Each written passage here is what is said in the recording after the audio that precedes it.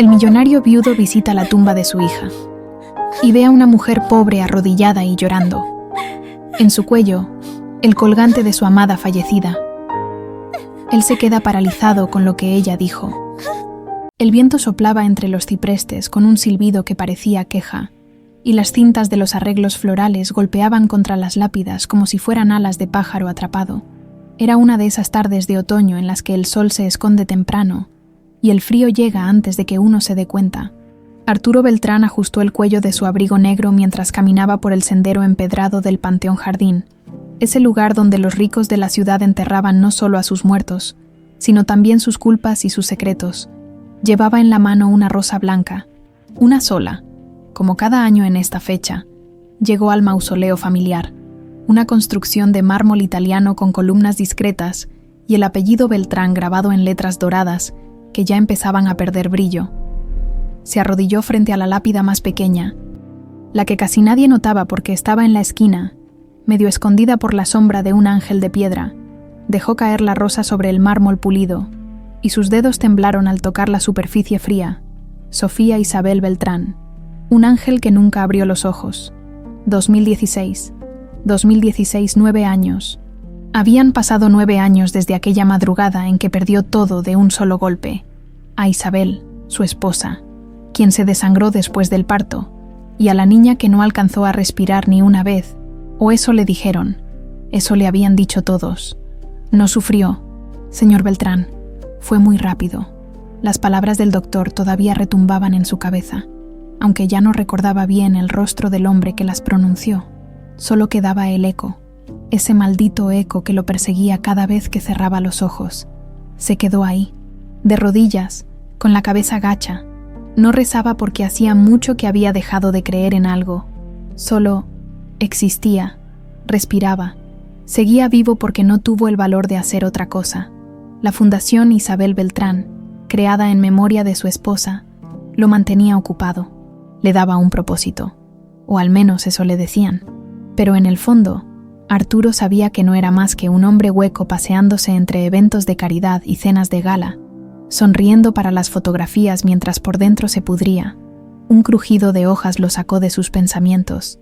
Levantó la vista y vio a una joven que venía caminando por el pasillo lateral, cargando un balde lleno de flores frescas. Vestía un uniforme sencillo, pantalón de mezclilla gastado, una camisa azul con el logo del cementerio bordado en el pecho, y traía el cabello recogido en una cola de caballo despeinada. No tendría más de 23 años, calculó Arturo. Tenía esa belleza discreta de la gente que no se mira mucho al espejo, que vive demasiado ocupada sobreviviendo como para preocuparse por otra cosa. La muchacha lo vio arrodillado y se detuvo, como si dudara si seguir o dar la vuelta. Finalmente, bajó la mirada con respeto y murmuró: «Disculpe, señor, solo vengo a cambiar las flores». Arturo asintió sin decir nada. Se hizo a un lado para dejarla pasar, pero no se levantó. Se quedó ahí, observándola mientras ella se arrodillaba frente a una tumba vecina y comenzaba a quitar los pétalos marchitos con una delicadeza que parecía fuera de lugar en un sitio como ese. Sus manos eran pequeñas, curtidas por el trabajo, pero se movían con cuidado, como si cada flor muerta mereciera una despedida digna. Fue entonces cuando Arturo lo vio, colgando del cuello de la joven, entre los pliegues de la camisa azul, había un medallón, pequeño, ovalado, con un brillo opaco de plata vieja, y en el borde había una hendidura, una imperfección minúscula, casi imperceptible, como si alguien hubiera intentado abrir el medallón a la fuerza y dejado una marca. El aire se le atascó en los pulmones. Ese medallón, ese maldito medallón. Isabel lo había usado todos los días de su vida. Era una herencia de su abuela, decía, un objeto sin valor comercial pero lleno de historias. Arturo recordaba cómo ella lo giraba entre los dedos cuando estaba nerviosa, cómo brillaba contra su piel morena cuando reía, y recordaba, sobre todo, esa pequeña falla en el aro, esa imperfección que hacía único al medallón, porque según Isabel, las cosas perfectas no tienen alma. Después de la muerte de su esposa, Arturo había buscado ese medallón por todas partes. En el hospital, en la casa, entre las pertenencias que le devolvieron, nunca apareció, Los doctores dijeron que probablemente se perdió durante la emergencia del parto, que esas cosas pasan, que lo lamentaban mucho, y ahora estaba ahí, en el cuello de una desconocida. ¿Dónde conseguiste eso?», preguntó Arturo, y su voz sonó ronca, como si no la hubiera usado en días. La joven levantó la cabeza, sorprendida. Se llevó una mano al pecho, tocando instintivamente el medallón. «Esto», dijo con timidez, «era de mi tía. Me lo dejó antes de morir». «¿Tu tía?», repitió Arturo. Sentía que el suelo se movía bajo sus pies. «Sí, doña Rosa. Ella me crió. Era partera. Trabajaba en el barrio. No tenía mucho. Pero esto», señaló el medallón, «me lo dio cuando ya estaba muy enferma. Me dijo que era importante, que no lo perdiera nunca».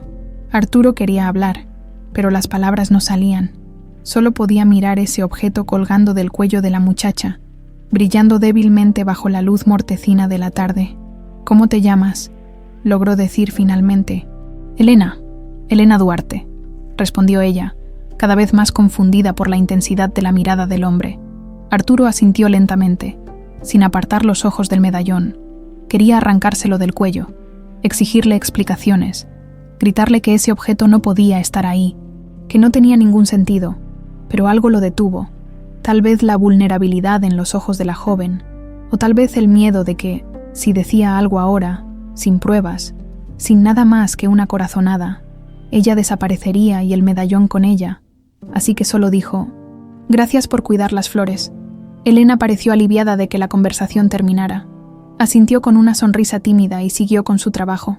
Arturo se levantó despacio, sacudiéndose el polvo de las rodillas, y caminó hacia la salida sin mirar atrás. Pero su mente era un torbellino. No muy lejos, sentada en las escaleras del cruceiro central, una niña de unos 8 años observaba la escena con ojos enormes y atentos. Tenía un cuaderno abierto sobre las piernas y un lápiz entre los dedos.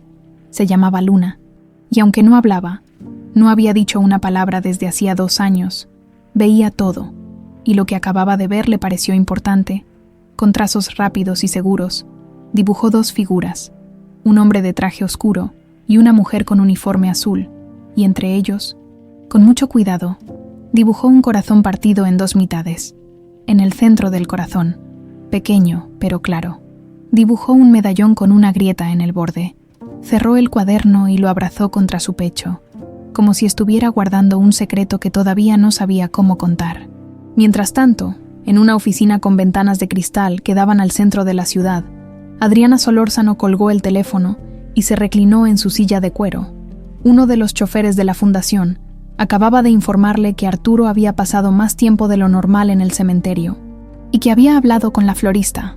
Adriana tamborileó los dedos sobre el escritorio, pensativa. Arturo solía ir al cementerio una vez al año. Dejaba su rosa blanca y se marchaba sin hablar con nadie. Pero hoy había sido diferente. Hoy se había quedado. Había hablado.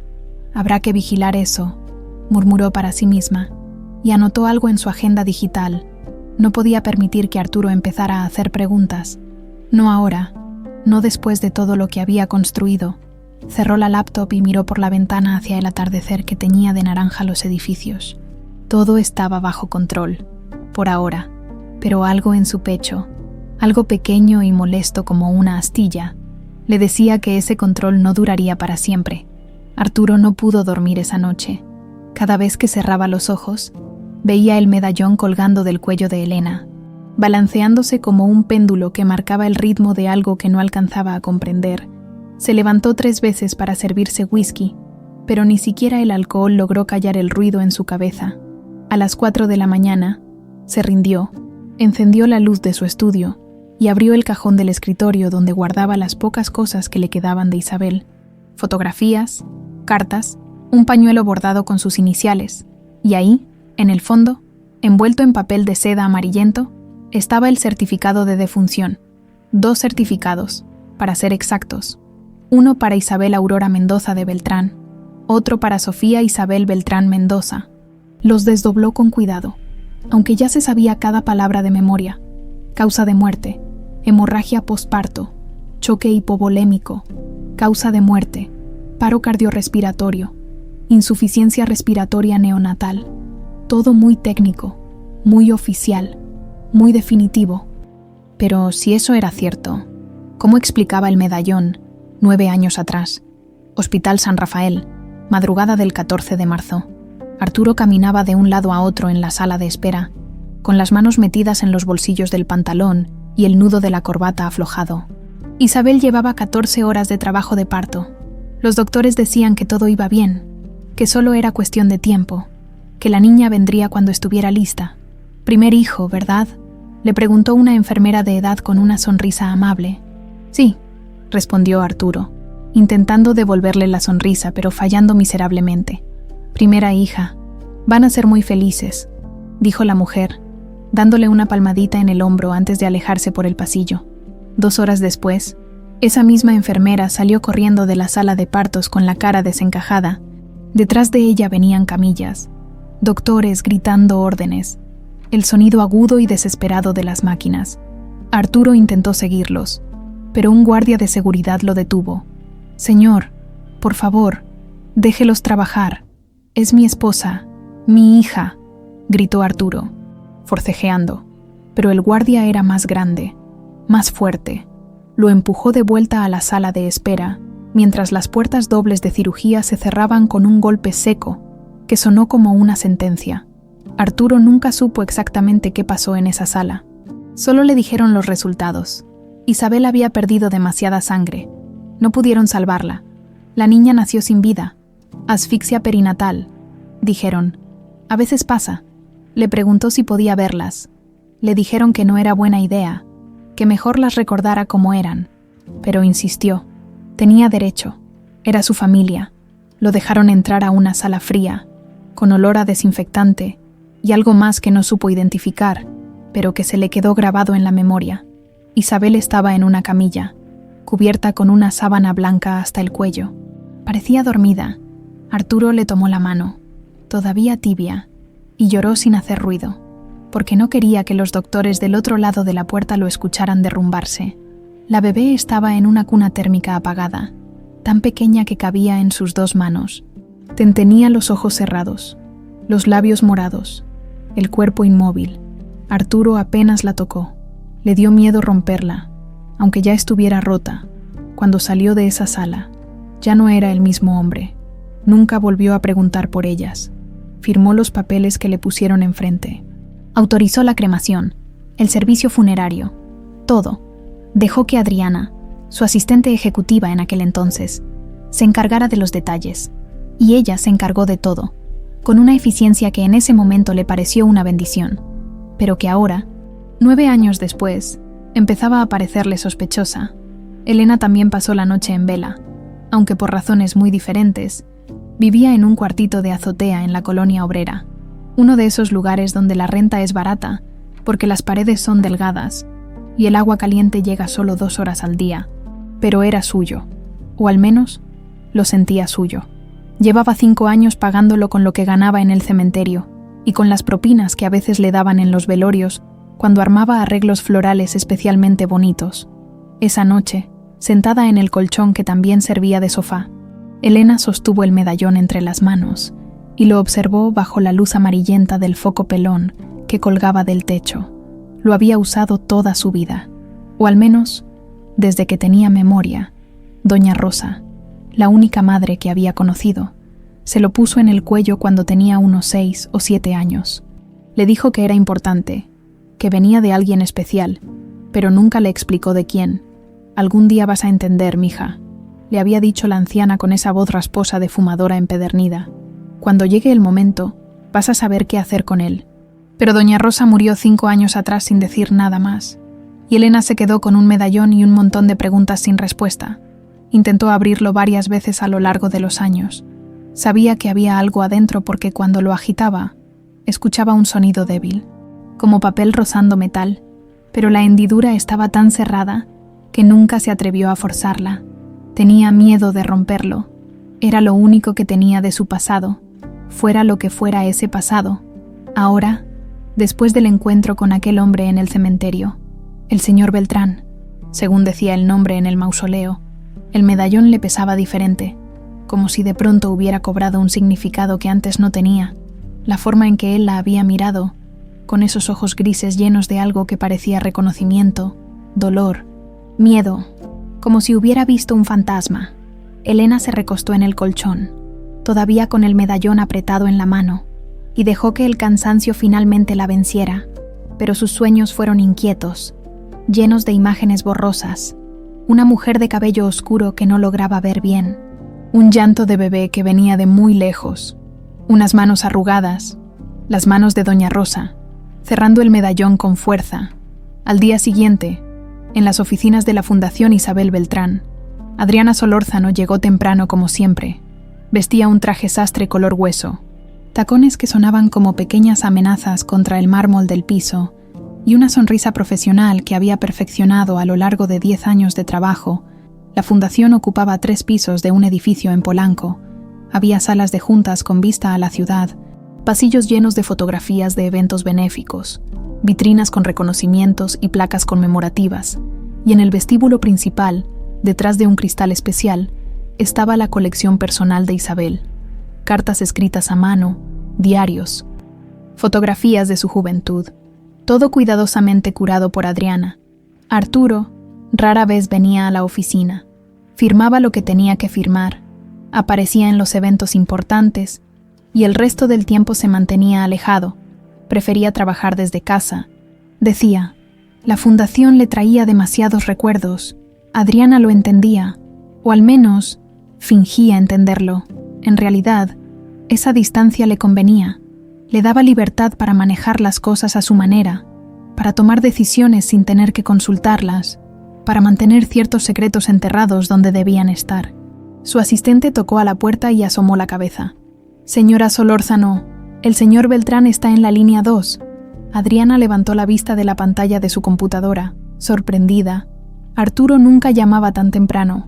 Pásemelo, dijo, ajustándose el auricular. Buenos días, Arturo. ¿Sucede algo? La voz de él sonó cansada, como si no hubiera dormido. Adriana, necesito que me consigas los expedientes completos del Hospital San Rafael, todo lo relacionado con el parto de Isabel, registros de enfermeras, turnos, medicamentos, todo. Adriana sintió que el estómago se le apretaba, pero mantuvo la voz calmada. ¿Puedo preguntar por qué? Solo consíguelos, por favor, dijo Arturo, y colgó antes de que ella pudiera responder. Adriana se quedó mirando el teléfono unos segundos.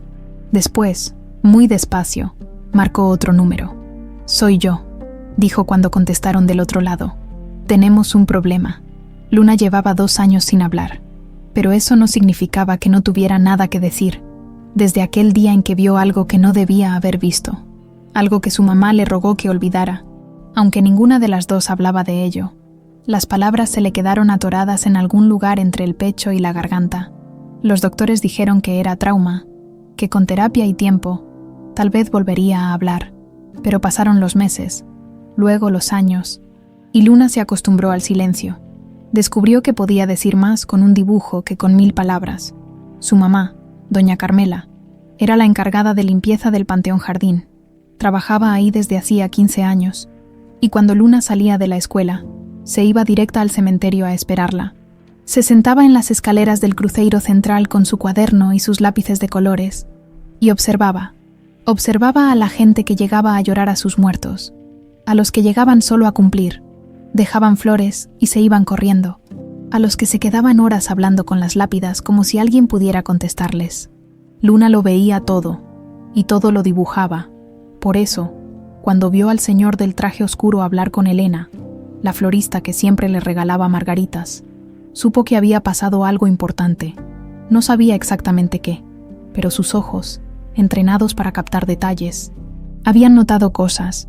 La forma en que el hombre miraba el medallón de Elena, como si hubiera visto un fantasma, la manera en que Elena se había llevado la mano al pecho, protegiéndolo instintivamente, y sobre todo, esa sensación en el aire, como cuando va a llover y todo se pone raro y tenso. Esa noche, Luna no pudo dejar de pensar en ello. Se quedó despierta hasta tarde, con una lamparita que su mamá le había regalado. Dibujando, trazó 2 figuras, el hombre de traje y Elena con su uniforme azul. Entre ellos, dibujó un corazón partido en dos mitades, y en el centro exacto del corazón, pequeño pero claro, dibujó el medallón con su grieta en el borde. No sabía por qué lo hacía, solo sentía que era importante. Al día siguiente, cuando Elena llegó al cementerio para su turno de la tarde, Luna la estaba esperando en su lugar de siempre. «Hola, Lunita», saludó Elena con esa sonrisa cansada que siempre traía. «¿Cómo estás?» Luna no respondió, por supuesto, pero le devolvió la sonrisa y le extendió una margarita que había arrancado del jardín trasero. Elena la aceptó y se la puso en el cabello, detrás de la oreja. «Gracias, chiquita, justo lo que necesitaba hoy». Elena se veía más distraída que de costumbre. Cargaba su balde de flores, pero casi no prestaba atención a dónde caminaba. 2 veces estuvo a punto de tropezarse. Luna notó que cada tanto se tocaba el medallón, como verificando que siguiera ahí. «Pasó algo ayer», pensó Luna. «Algo con el señor del traje». Durante las siguientes horas, Luna siguió a Elena discretamente mientras ella trabajaba. La vio cambiar flores en media docena de tumbas, barrer pétalos caídos, acomodar jarrones, pero su mente estaba en otro lado. Cualquiera podía verlo. Fue entonces cuando llegó el señor Beltrán de nuevo. Luna lo vio entrar por la puerta principal, con paso más decidido que el día anterior. Ya no traía esa cara de tristeza profunda que siempre cargaba. Ahora se veía nervioso, esperanzado. Luna no estaba segura, pero definitivamente era diferente. Arturo caminó directamente hacia el área donde Elena trabajaba. Luna se escondió detrás de un mausoleo grande, asomando solo la cabeza para observar. «Disculpa», dijo Arturo, y su voz sonó más suave que el día anterior. «Elena, ¿verdad?» Elena se sobresaltó. Estaba de espaldas, arreglando un ramo de lirios blancos. Se dio la vuelta con las manos llenas de tierra. «Sí, señor Beltrán», respondió, limpiándose las manos en el delantal. «¿Necesita algo?» «Yo...» Arturo pareció buscar las palabras. «Quería disculparme si ayer la incomodé. No era mi intención mirarla así. Es solo que... el medallón que llevas me trajo recuerdos». Elena se llevó la mano al pecho instintivamente. «¿Recuerdos? Mi esposa tenía uno idéntico», explicó Arturo. «Pensé que se había perdido hace años. Perdona la curiosidad, pero... ¿dijiste que era de tu tía?» «Sí, doña Rosa. Ella me crió». «¿Rosa qué? ¿Cuál era su apellido?» Elena frunció el ceño, confundida por tantas preguntas. Rosa Delgado, era partera, trabajaba por la colonia Doctores. ¿Por qué? Arturo abrió la boca para responder, pero se detuvo. ¿Qué iba a decir? Que sospechaba que ese medallón había pertenecido a su esposa muerta, que no creía en las coincidencias y que algo aquí no cuadraba. Sonaba como un loco, incluso para él mismo. «No, nada», mintió. «Es solo que me gustaría encargar algunos arreglos florales. Para el mausoleo. ¿Sería posible?» Elena pareció aliviada de que la conversación cambiara de rumbo. «Claro, señor. ¿Qué tipo de flores le gustaría?» «Rosas blancas, como las que llevaba Isabel. Y podrías anotar en un cuaderno cada vez que vengas, fecha, tipo de flores, ese tipo de cosas. Me gustaría llevar un registro». Era una petición extraña, pero Elena asintió. «Por supuesto, lo que usted necesite». Arturo le dio las gracias y se alejó, pero Luna notó que no se fue del cementerio. Se quedó rondando, sentado en una banca lejana, mirando hacia donde Elena trabajaba, como si estuviera cuidándola o vigilándola. Luna sacó su cuaderno y empezó a dibujar de nuevo.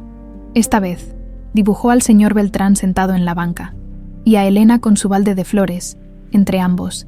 Trazó una línea invisible y en esa línea dibujó de nuevo el medallón. Algo los conectaba. Algo importante. Esa misma tarde, en la oficina de Adriana, las cosas se estaban poniendo tensas. «No encuentro los expedientes», dijo el hombre al otro lado del teléfono. Era un administrativo del Hospital San Rafael, a quien Adriana había contactado usando sus influencias. «O están archivados bajo otro código, o simplemente no existen. Tienen que existir», insistió Adriana, apretando el puño sobre el escritorio. «Todos los partos quedan registrados. Es ley. Mire, señora, yo solo le digo lo que veo en el sistema. El nombre de Isabel Mendoza de Beltrán aparece, pero el expediente completo está marcado como extraviado. Pasa a veces con archivos viejos. Y no hay copias, respaldos digitales. El parto fue hace 9 años. En ese entonces apenas estábamos digitalizando. Es posible que solo existiera el archivo físico y que se haya perdido en alguna de las mudanzas de bodega. Adriana colgó sin despedirse. Se recargó en el respaldo de su silla y cerró los ojos, intentando pensar. No podía permitir que Arturo empezara a escarbar en el pasado, no después de todo lo que había hecho para mantener las cosas en orden. La fundación, los donativos, su posición, todo dependía de que ciertas verdades permanecieran enterradas. Tomó su celular y marcó otro número, uno que no había usado en meses. «Soy yo», dijo cuando contestaron. «Necesito que vigiles a alguien, una tal Elena Duarte. Trabaja en el Panteón Jardín. Quiero saber todo de ella, dónde vive, con quién habla, qué hace en su tiempo libre, todo. ¿Algún problema específico? Solo hazlo», cortó Adriana. «Y mantente discreto». Colgó y miró por la ventana hacia la ciudad que empezaba a encender sus luces en el atardecer. En algún lugar allá afuera, una florista con un medallón que no debería existir estaba poniendo en riesgo todo lo que ella había construido. Adriana no iba a permitir que eso pasara, ni siquiera si tenía que ensuciarse las manos. Esa noche, cuando Elena llegó a su cuartito de azotea, encontró algo extraño. La puerta estaba entreabierta. Siempre la cerraba con llave. Siempre. Era un hábito que doña Rosa le había inculcado desde niña. «En esta ciudad, mija, hay que cuidarse. Nunca dejes nada abierto». Elena empujó la puerta despacio, con el corazón latiéndole rápido. Adentro, todo parecía normal a primera vista, pero cuando encendió la luz, notó los detalles: el colchón ligeramente movido de su lugar, el cajón de la ropa entreabierto, sus cosas revueltas con cuidado, como si alguien hubiera buscado algo intentando no dejar rastro. Se llevó la mano al medallón. Seguía ahí, colgando de su cuello. Lo había usado todo el día, pero ahora, por primera vez en su vida, sintió miedo de tenerlo. ¿Qué querían? ¿Quién había entrado? Y sobre todo, ¿por qué? Elena no durmió esa noche. Se quedó sentada en el colchón con la espalda contra la pared, el medallón apretado en una mano y un cuchillo de cocina en la otra. Cada ruido en el edificio, las tuberías que crujían, los pasos de los vecinos, el viento golpeando las láminas del techo, la hacía brincar. Alguien había entrado a su casa. Alguien había revuelto sus cosas. Pero, ¿por qué? No tenía nada de valor. Su ropa era vieja. Sus muebles eran de segunda mano. Su única posesión electrónica era un celular básico que ya ni cargaba bien. Lo único que tenía, lo único que realmente importaba, era el medallón. Y ese medallón, de alguna manera, estaba en el centro de todo. Cuando el sol empezó a salir, Elena tomó una decisión. No podía seguir viviendo con esta incertidumbre, con este miedo. Necesitaba saber qué había dentro del medallón, qué era eso que doña Rosa había querido proteger, qué era tan importante que alguien estaba dispuesto a entrar a su casa para buscarlo. Tomó la navaja pequeña que usaba para cortar tallos gruesos en el trabajo. Era delgada y filosa, perfecta para meterse en espacios pequeños. Con manos temblorosas, insertó la punta en la hendidura del medallón. «Perdóname, tía Rosa», susurró, «pero necesito saber». Hizo palanca con cuidado. El metal era viejo, oxidado en algunas partes. Chirrió un poco, resistiéndose. Elena aplicó más presión, sintiendo cómo sus dedos se ponían blancos del esfuerzo. Y entonces, con un clic casi imperceptible, el medallón se abrió. Adentro había un compartimento minúsculo, apenas del tamaño de una moneda, y dentro de ese compartimento, doblado tantas veces que parecía imposible que cupiera, había un pedazo de papel. Elena lo sacó con cuidado, temiendo que se desintegrara al tocarlo. Estaba amarillento, con los bordes desgastados, la tinta un poco corrida pero todavía legible. Era una nota, escrita a mano con letra temblorosa. «Si algún día este collar está contigo, es porque fallé en protegerte. Busca a Beltrán. Muestra la cicatriz en la base del cuello. El resto él sabrá. Perdóname. Y... Elena leyó la nota 3 veces, sintiendo cómo su corazón latía cada vez más rápido. Las iniciales... I.A. Isabel Aurora. La esposa del señor Beltrán. Pero eso no tenía sentido. ¿Por qué la esposa de un millonario le escribiría algo así? ¿Qué cicatriz? Elena se tocó instintivamente la base del cuello. No había ninguna cicatriz ahí. Nunca la había habido. Volvió a revisar el compartimento y encontró algo más. Un pedazo de fotografía. Estaba cortado a la mitad, mostrando solo una parte de la imagen. Era un bebé recién nacido, envuelto en una manta blanca con un bordado apenas visible en la esquina. Y en el hombro izquierdo del bebé había una marca de nacimiento clara, como una pequeña mancha de café. Elena se levantó y fue al espejo roto que tenía colgado en la pared. Se quitó la camisa y giró para ver su hombro izquierdo. Ahí estaba, la misma marca. Nunca le había prestado mucha atención. Era solo una peca grande, algo con lo que había nacido. Pero ahora, comparándola con la fotografía, las manos le temblaron tanto que casi deja caer la foto. No podía ser. Era imposible, pero ahí estaba la evidencia, sostenida entre sus dedos temblorosos, una nota que hablaba de protección. Una fotografía de un bebé que se parecía a ella, iniciales que coincidían con el nombre de una mujer muerta, y un apellido que el señor Beltrán había mencionado apenas ayer. Beltrán. Busca a Beltrán. Elena se dejó caer en el colchón, incapaz de procesar todo. ¿Qué significaba esto? ¿Quién era ella realmente? ¿Y qué papel jugaba doña Rosa en todo esto? Durante los siguientes días, Elena intentó investigar por su cuenta. Fue a la biblioteca pública y buscó en los periódicos viejos. Encontró artículos sobre la muerte de Isabel Aurora Mendoza de Beltrán, esposa del empresario Arturo Beltrán. Había fotos de ella, una mujer hermosa, de cabello oscuro y sonrisa amable. En una de las fotos, llevaba puesto el medallón, el mismo medallón que ahora colgaba del cuello de Elena. También encontró la nota necrológica. Mencionaba que Isabel había muerto durante el parto y que su hija no había sobrevivido tampoco. Doble tragedia, decían los titulares. Un golpe devastador para la familia Beltrán. Pero si la bebé había muerto, ¿quién era la de la fotografía? ¿Y por qué esa fotografía estaba en el medallón de Isabel? Elena también buscó información sobre doña Rosa Delgado. No encontró mucho, solo el registro de defunción y una mención breve en un artículo sobre parteras tradicionales de la Ciudad de México. Pero había una frase que le llamó la atención. Rosa Delgado, conocida en la colonia Doctores por su discreción y su habilidad para manejar casos complicados, desapareció misteriosamente en marzo de 2016, dejando atrás más preguntas que respuestas. Marzo de 2016, el mismo mes en que murió Isabel Beltrán. Las piezas empezaban a encajar, pero la imagen que formaban era tan perturbadora que Elena no quería creerla. Una tarde, mientras trabajaba en el cementerio, Luna se le acercó con su cuaderno. La niña no dijo nada, como siempre, pero le mostró un dibujo nuevo. Era el medallón, dibujado con mucho detalle, y al lado había un escudo pequeño, un brasón con líneas que parecían representar algo específico. ¿Dónde viste esto, Luna?, preguntó Elena, señalando el escudo. Luna señaló hacia el mausoleo de los Beltrán. Elena la siguió.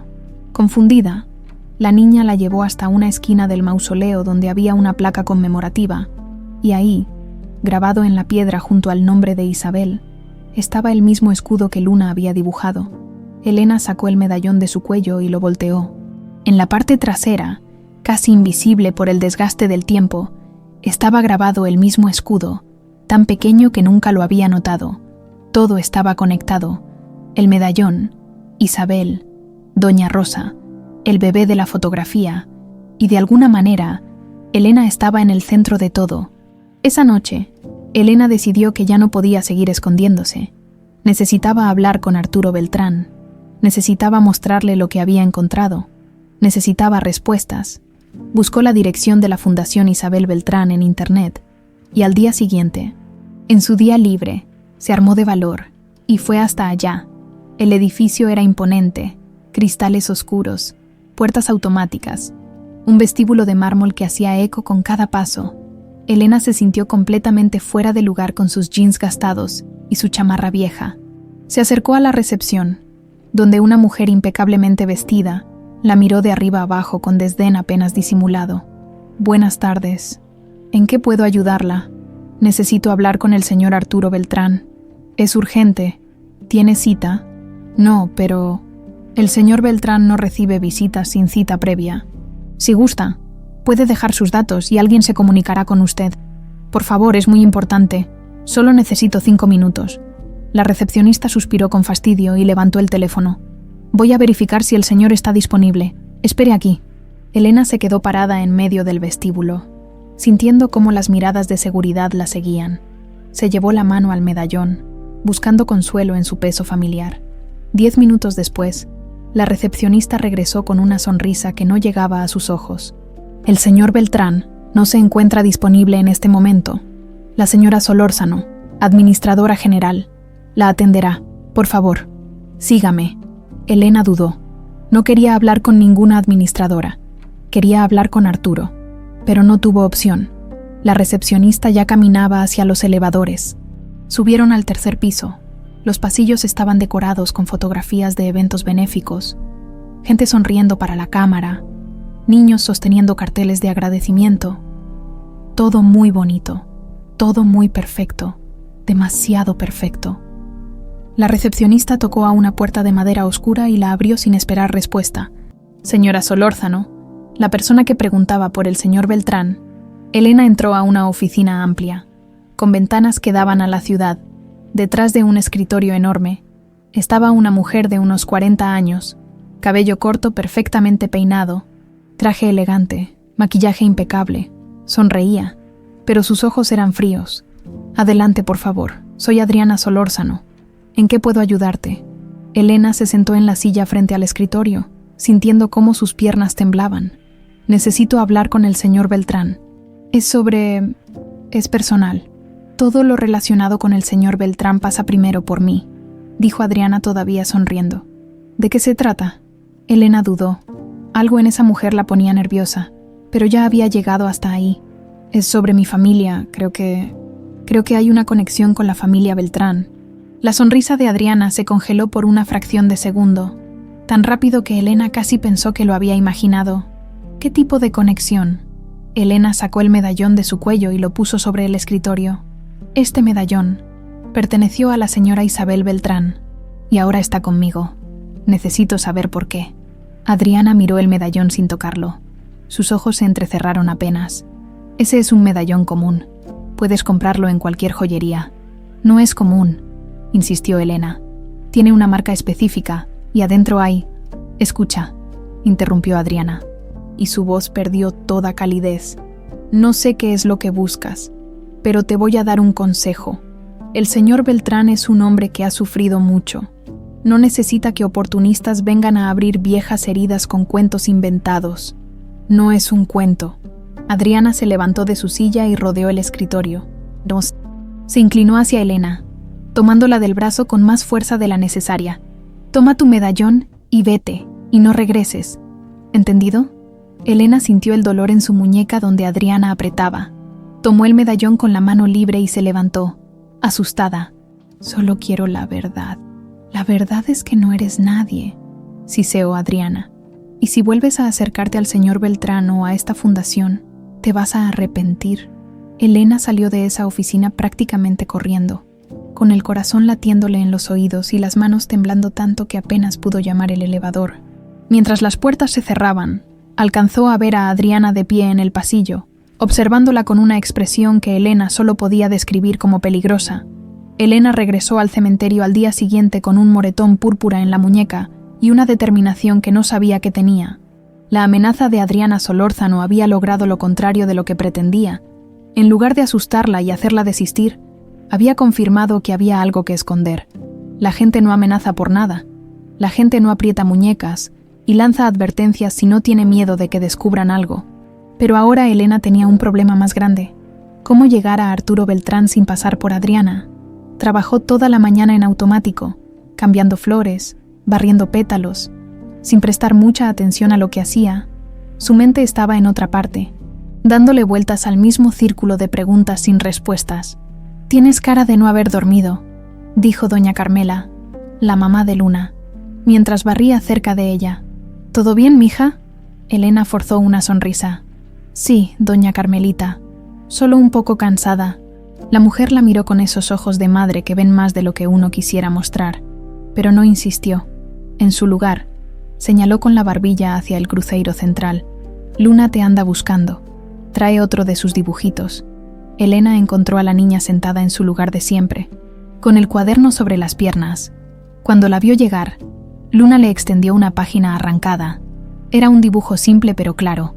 Mostraba a Elena parada frente a un edificio alto, y del edificio salía una mujer, fácil de reconocer por el peinado corto y el traje, con una X roja sobre ella. ¿Me viste ayer?, preguntó Elena, sorprendida. Luna negó con la cabeza, luego señaló su pecho, donde estaría el corazón, y después señaló a Elena. Lo sé, parecía decir, simplemente lo sé. La niña pasó la página y le mostró otro dibujo. Este era más detallado. Arturo Beltrán sentado en una banca del cementerio, con una expresión triste. Junto a él, Luna había dibujado un reloj con las manecillas marcando las 3 de la tarde. Elena entendió el mensaje. Arturo vendría hoy, a las 3. Gracias, Luna, susurró. Abrazando a la niña, Luna le devolvió el abrazo con fuerza, y luego sacó algo de su bolsillo. Era un pedazo de papel doblado muchas veces, viejo y amarillento. Elena lo reconoció inmediatamente. Era el otro pedazo de la fotografía que ella había encontrado en el medallón. ¿De dónde sacaste esto?, preguntó Elena, con la voz temblorosa. Luna señaló hacia el área de mausoleos, específicamente hacia el de la familia Beltrán. Luego hizo un gesto de sacar algo de un bolsillo y esconderlo rápidamente. Elena la miró con asombro. ¿Se lo quitaste al señor Beltrán? Luna asintió sin una pizca de culpa. Luego juntó las 2 mitades de la fotografía, la que Elena traía y la que ella acababa de entregarle, y las puso juntas sobre el cuaderno. La imagen completa mostraba a un bebé recién nacido, envuelto en una manta blanca con un escudo bordado en la esquina, la misma marca de nacimiento en el hombro, y ahora que Elena podía ver la foto completa, notó algo más. Los rasgos del bebé, la forma de los ojos, la nariz pequeña, la curva de las cejas. Se parecía a ella, se parecía exactamente a ella. Elena sintió que las piernas le fallaban. Se sentó en las escaleras junto a Luna, sosteniendo las 2 mitades de la fotografía con manos temblorosas. ¿Quién soy yo, Luna?, susurró, aunque sabía que la niña no podía responder. Pero Luna sí respondió. A su manera, tomó su lápiz y en una página nueva dibujó 3 figuras. Una mujer con cabello largo, Isabel, un hombre con traje, Arturo, y entre ellos, un bebé. Luego dibujó una flecha desde el bebé hasta una figura más grande que claramente era Elena. El mensaje no podía ser más claro. A las 3 en punto, tal como Luna había predicho, Arturo Beltrán llegó al cementerio. Elena lo vio desde lejos, caminando con ese paso cansado de quien carga un peso invisible. Traía un ramo de rosas blancas, como siempre. Pero esta vez, antes de ir al mausoleo, se sentó en una banca y simplemente se quedó ahí, mirando al horizonte. Elena respiró hondo, guardó las 2 mitades de la fotografía en su bolsillo junto con la nota y caminó hacia él. «Señor Beltrán», dijo suavemente para no asustarlo. Arturo levantó la vista, sorprendido, cuando la reconoció. Su expresión se suavizó. «Elena, hola, ¿puedo sentarme?» «Claro». Elena se sentó en la banca, dejando un espacio prudente entre ellos. Durante un momento, ninguno habló. Solo estaban ahí, 2 extraños conectados por algo que ninguno entendía completamente todavía. «Fui a la fundación», dijo Elena finalmente, «para hablar con usted, pero la señora Solórzano, ella no me dejó pasar». Arturo frunció el ceño. «¿Adriana te detuvo? Me dijo que no volviera, que era una oportunista». Elena se subió la manga, mostrando el moretón, y me agarró así. La expresión de Arturo cambió inmediatamente. La tristeza se transformó en algo más duro, más peligroso. Ella no tenía derecho a hacer eso. «Señor Beltrán, hay algo que necesito mostrarle». Elena sacó el medallón y lo abrió, revelando el compartimento secreto. Luego sacó la nota doblada y las 2 mitades de la fotografía. Se las entregó a Arturo con manos temblorosas. Esto estaba adentro del medallón. Y esto, Señaló las fotografías. Una mitad estaba conmigo, la otra. Luna me dijo que usted la tenía. Arturo tomó los papeles como si fueran de cristal. Leyó la nota una vez, 2 veces, 3 veces. Luego juntó las 2 mitades de la fotografía sobre sus piernas. Elena vio cómo su rostro pasaba por una docena de emociones diferentes. Confusión, incredulidad, esperanza, miedo, dolor. Sus manos temblaban tanto que casi deja caer los papeles. Yo guardé esta foto durante 9 años, dijo con voz rota. Me la dieron en el hospital. Dijeron que era lo único que tenía de mi hija antes de que muriera. Señor Beltrán. Elena se levantó la manga de la camisa, mostrando su hombro izquierdo. Mire, Arturo vio la marca de nacimiento y su rostro se puso completamente blanco. No puede ser. La nota dice que busque a Beltrán, que muestre la cicatriz. Aunque yo no tengo ninguna cicatriz, está firmada con las iniciales IA. Elena hizo una pausa. Isabel Aurora, su esposa. Pero Isabel murió, susurró Arturo, como si estuviera tratando de convencerse a sí mismo. Y la niña también, me lo dijeron. Firmé los papeles, vi el cuerpo de la bebé. ¿Está seguro de que era ella? La pregunta quedó flotando en el aire entre ellos, pesada como una piedra. Arturo cerró los ojos, intentando recordar. Había sido todo tan rápido, tan caótico. Lo dejaron verla por apenas unos segundos. Una bebé tan pequeña, envuelta en sábanas blancas, ojos cerrados, piel pálida. No se había atrevido a mirarla mucho tiempo. Le dolía demasiado. No lo sé, admitió finalmente. Y esas 3 palabras sonaron como una confesión. No lo sé. No quise mirar. No pude. Elena sintió lágrimas quemándole los ojos. Doña Rosa, la mujer que me crió, desapareció el mismo mes en que su esposa murió. Era partera. Trabajaba en el Hospital San Rafael y me dejó este medallón diciéndome que era importante, que algún día entendería. Arturo la miró como si estuviera viéndola por primera vez, realmente viéndola, los ojos oscuros, la forma de la nariz, la curva de la boca, todo le recordaba a Isabel. ¿Cuántos años tienes? 23, cumplo 24 en marzo. Mi hija habría cumplido 9 en marzo. 14 de marzo, dijo Elena. Arturo la miró con los ojos muy abiertos. ¿Cómo lo sabes? Porque es mi cumpleaños. Doña Rosa nunca me dijo la fecha exacta en que nací, pero cada año celebrábamos el 14 de marzo. Ella decía que ese era el día en que me llegó a su vida. El silencio que siguió fue ensordecedor. Arturo se levantó de la banca y empezó a caminar en círculos, con las manos en la cabeza, tratando de procesar lo imposible. Esto no puede estar pasando. No puede ser real. Pero sí lo es, dijo Elena, también levantándose. ¿Qué significa? ¿Quién soy yo? Arturo se detuvo y la miró directamente a los ojos. Si esto es lo que creo que es, si lo que estoy pensando es verdad, tragó saliva con dificultad. Significa que alguien mintió. Alguien nos mintió a todos. Y tú... No pudo terminar la frase. Era demasiado grande, demasiado imposible. Pero Elena la terminó por él. Y yo no soy Elena Duarte. Soy Sofía Isabel Beltrán, su hija.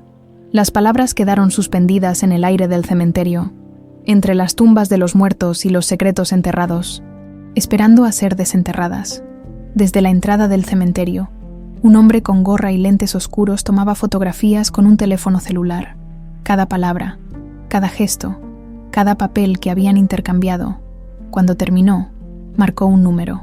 Señora Solórzano, tenemos un problema.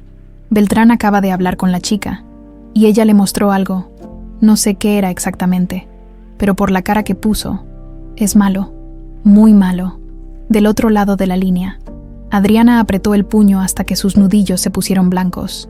Síguelos, a ambos, y repórtame cada movimiento. Esto se tiene que contener antes de que sea demasiado tarde. Y si ya es demasiado tarde... Adriana miró por la ventana de su oficina hacia la ciudad que brillaba bajo el sol de la tarde. Entonces habrá que tomar medidas más drásticas. Los días siguientes fueron una pesadilla en cámara lenta para Elena. Después de su encuentro con Arturo en el cementerio, las cosas empezaron a desmoronarse. Primero fue su pago. El administrador del cementerio le dijo que había un error en el sistema y que su quincena se retrasaría unos días. Luego una semana, Elena tuvo que pedir prestado para la renta.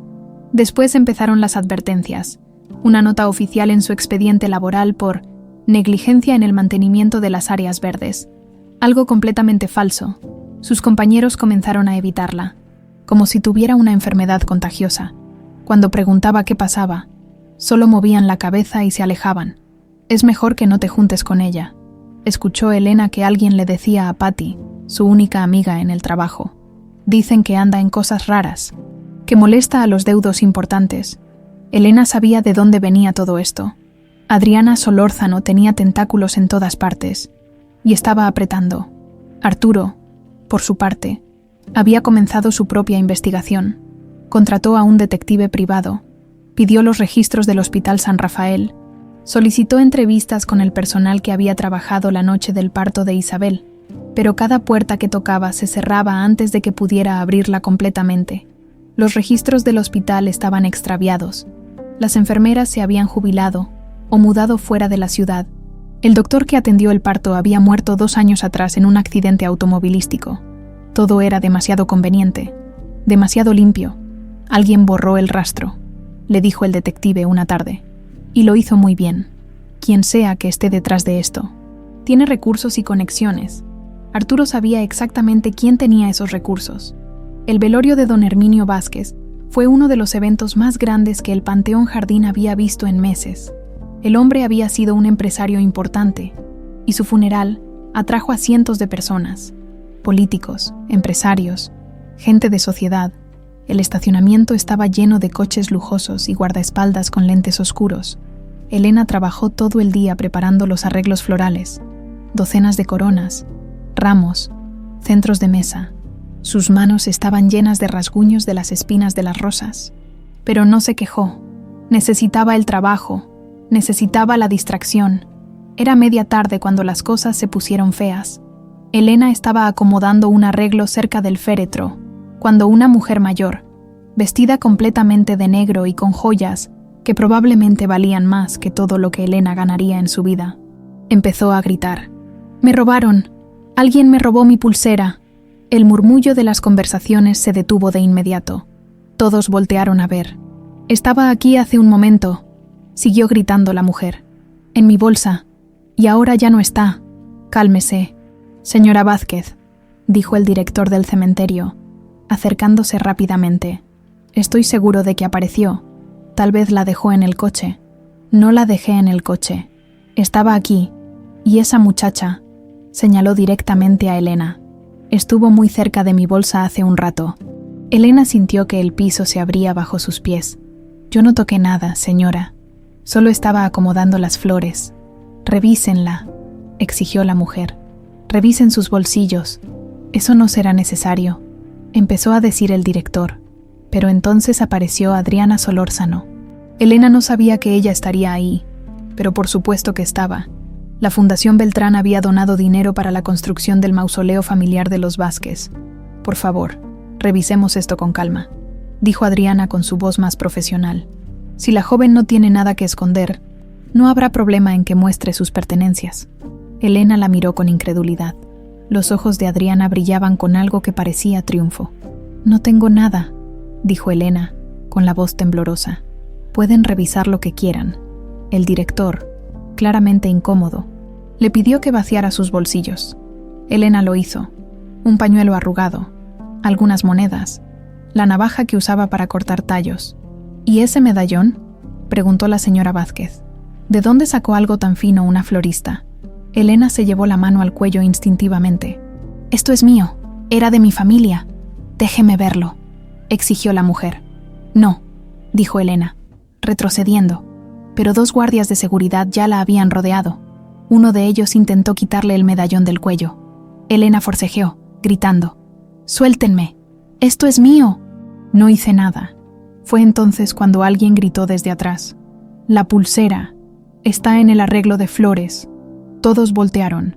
Efectivamente, entre los lirios blancos de uno de los arreglos más grandes, brillaba una pulsera de oro con diamantes. «¿Lo ven?», dijo la señora Vázquez. «La escondió ahí. Iba a llevársela después». «Yo no puse eso ahí», gritó Elena desesperada. Alguien más lo hizo. Yo no robo. Pero nadie le creía. La gente murmuraba, la señalaba, la juzgaba con la mirada. Adriana se acercó al director y le susurró algo al oído. Él asintió con expresión grave. Vamos a tener que llamar a la policía, anunció el director. Lo siento, Elena, pero esto es muy serio. Elena sintió que el mundo se le venía encima. Todo era una trampa. Obviamente era una trampa. Pero ¿cómo demostrarlo? Fue entonces cuando Luna apareció. La niña salió corriendo de entre la multitud, con su cuaderno apretado contra el pecho. No fue hacia Elena, fue hacia Arturo Beltrán, quien acababa de llegar al velorio como representante de la fundación. Luna lo tomó del brazo con una fuerza sorprendente para alguien tan pequeña y empezó a jalar, intentando llevarlo hacia donde estaba Elena rodeada de guardias. «Luna, ¿qué pasa?», preguntó Arturo, confundido. La niña no respondió, no podía, pero abrió su cuaderno y empezó a pasar páginas frenéticamente, mostrándole dibujo tras dibujo. Arturo vio escenas que Luna había capturado en las últimas semanas. Elena siendo amenazada por Adriana, Elena llorando sola en el cementerio, un hombre con gorra siguiéndola, y el último dibujo, el más importante, mostraba a alguien poniendo la pulsera en el arreglo de flores mientras Elena estaba de espaldas. Y esa persona tenía el cabello corto y un traje elegante, inconfundible. Arturo levantó la vista hacia donde estaba Adriana, parada con esa sonrisa profesional, dirigiendo todo como si fuera la dueña del lugar. Pero Luna no había terminado. Sacó de entre las páginas del cuaderno un pedazo de papel doblado. Arturo lo reconoció inmediatamente. Era la otra mitad de la fotografía, la mitad que él guardaba en su cartera desde hacía 9 años. ¿Cómo la había conseguido Luna? La respuesta llegó en forma de memoria. Esa tarde en el cementerio, cuando se había sentado en la banca a llorar, la niña había estado cerca. Debió haberla tomado entonces. Arturo juntó mentalmente las dos mitades de la fotografía y vio la imagen completa. La bebé que le dijeron que había muerto. La bebé con la marca de nacimiento idéntica a la que Elena tenía.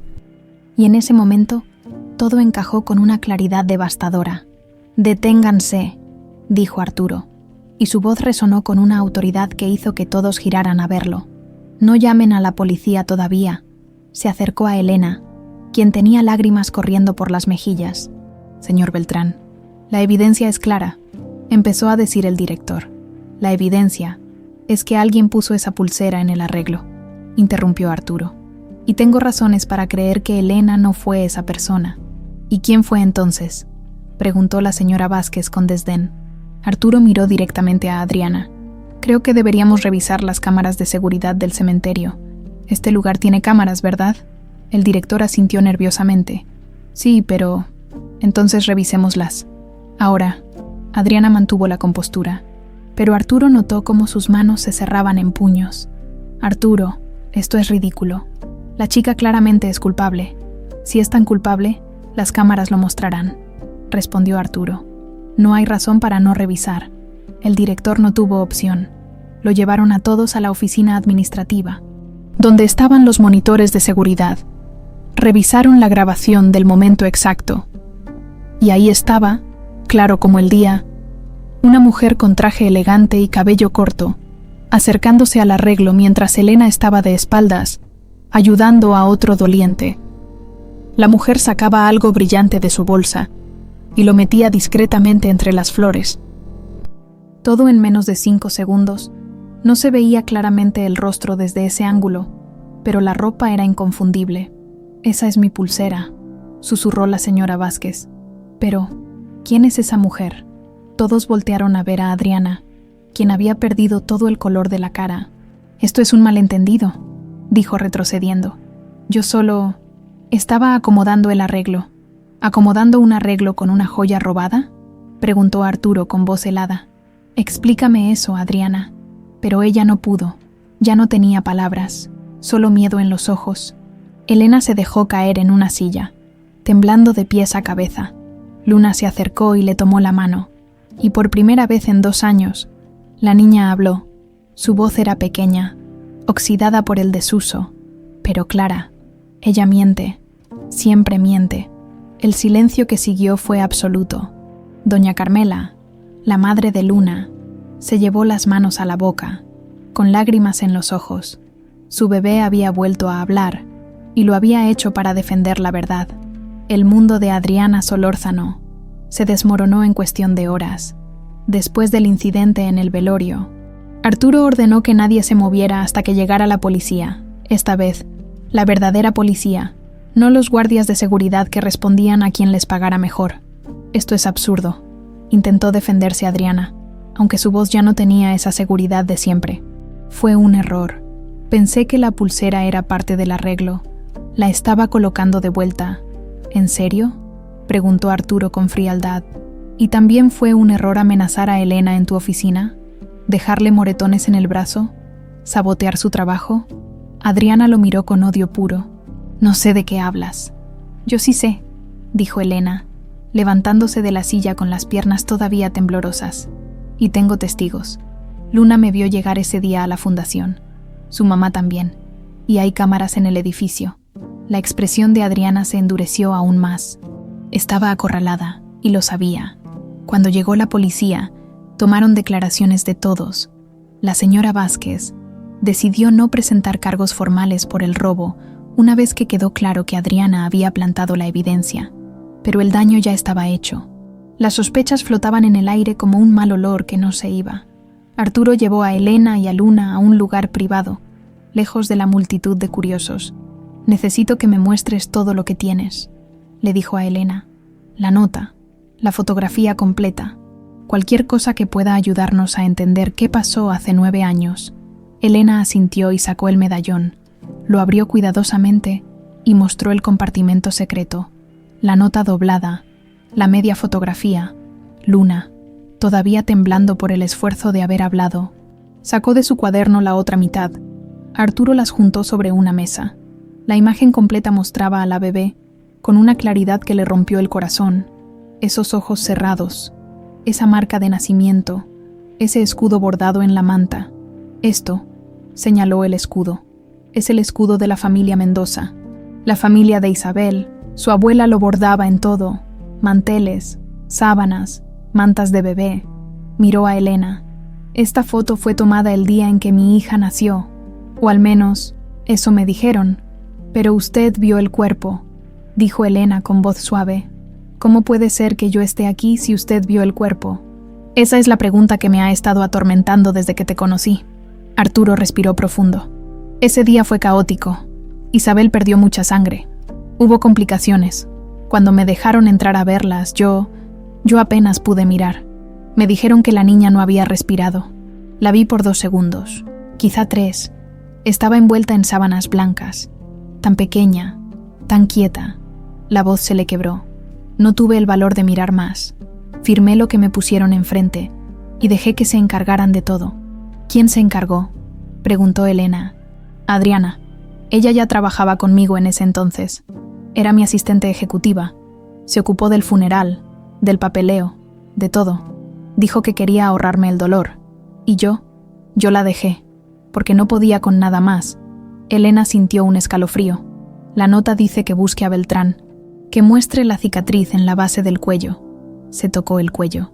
Yo no tengo ninguna cicatriz ahí, pero levantó su cabello, mostrando la nuca. Tengo esta marca pequeña. Siempre pensé que era solo una mancha de nacimiento. Arturo se acercó para ver mejor. Era una marca leve, casi imperceptible, como una línea finita. Eso no es una mancha de nacimiento, dijo con voz tensa.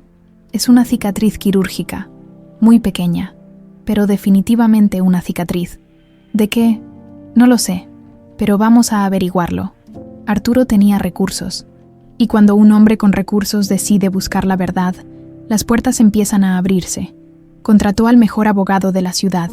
Consiguió una orden judicial para revisar los archivos completos del Hospital San Rafael, incluso los que estaban marcados como extraviados. Pagó para que rastrearan a todas las personas que habían trabajado esa noche del 14 de marzo de 2016, y poco a poco, las piezas empezaron a aparecer. La primera en hablar fue una enfermera retirada llamada Patricia Ruiz. Arturo la encontró viviendo en Querétaro. en una casa modesta con un jardín lleno de flores. Cuando le mostró la fotografía de Elena, la mujer se puso pálida. «Ay, Dios mío», susurró. «Yo sabía que este día iba a llegar». «¿Qué sabe usted?», preguntó Arturo, intentando mantener la calma. Patricia se sentó en una silla del porche y se cubrió la cara con las manos. Esa noche fue una locura. La señora Beltrán llegó sangrando mucho, demasiado. El doctor estaba nervioso, cosa rara en él, y había alguien más en la sala, una mujer que no era del personal del hospital. ¿Quién? No sé su nombre, pero era elegante, vestía bien y hablaba con el doctor como si le estuviera dando órdenes. Patricia levantó la vista. Cuando la bebé nació, estaba bien, lloraba, respiraba, pero el doctor la llevó a otra sala y cuando regresó, ya no lloraba. Nos dijeron que había muerto de asfixia perinatal, que pasaba a veces, pero yo la escuché llorar, la escuché. ¿Y qué pasó después? La enfermera jefe, la que ya murió, nos dijo que no hiciéramos preguntas, que había cosas que era mejor no saber. Yo tenía 2 hijos que mantener, necesitaba el trabajo, así que me callé. Las lágrimas rodaron por sus mejillas. Lo siento tanto. Arturo salió de esa casa con más preguntas que respuestas, pero con una certeza: su hija no había muerto. Le habían mentido. El siguiente hallazgo llegó a través del detective privado. Logró encontrar registros bancarios de Adriana Solórzano de hace 9 años. Había un depósito grande, muy grande, justo una semana después de la muerte de Isabel. $200,000 que aparecieron de la nada. ¿De dónde salió ese dinero?, preguntó Arturo. Eso es lo interesante, dijo el detective. Viene de una cuenta offshore, imposible de rastrear completamente, pero el banco intermediario tiene vínculos con el director del Hospital San Rafael. Todo empezaba a tener sentido de la peor manera posible. Arturo también encontró algo más, un archivo viejo en los sótanos de la fundación, uno que Adriana probablemente pensó que estaba destruido. Era una carta escrita a mano por un abogado ya fallecido. Dirigida al director del hospital, confirmamos el acuerdo. La donación a la unidad de maternidad será de 3 millones de pesos, a condición de que se mantenga absoluta discreción sobre el caso Beltrán. No debe haber registro accesible de la criatura. Los papeles de defunción deben tramitarse sin irregularidades visibles. La familia Beltrán no debe hacer preguntas que no puedan responderse. La carta estaba firmada, y al final había una nota escrita a mano en los márgenes. Solórzano se encargará de los detalles. Arturo sintió que la sangre le hervía. Adriana no solo había mentido, había orquestado todo, había comprado silencios, había hecho desaparecer a su hija.